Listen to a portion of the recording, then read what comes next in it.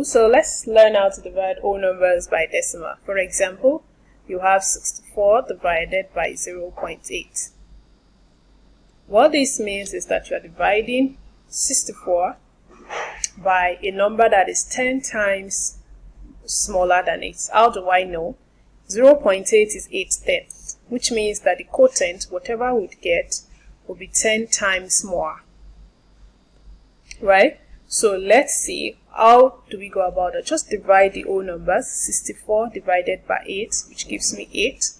Then we'll multiply by 10. A quicker way to view that is to just see the number of zeros, right?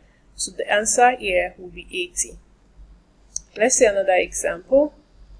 You have 33 divided by 0.0003.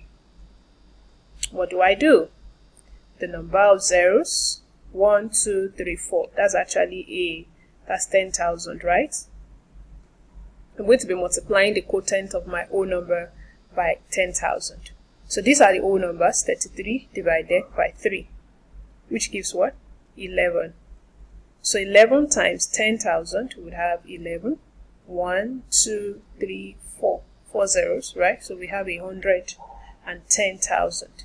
This always works when you have whole numbers divided by decimals that have only one digits at the back like this, right? I'll also do more examples to see how these things can vary, but the principle still works. Okay, so let's see. What if you have, try to solve this, you have 125 divided by 0.005, right? Solve this and leave the answers in the comments. Somebody will definitely tell you whether you are right or wrong. I hope you understand and get it right. See you some other time.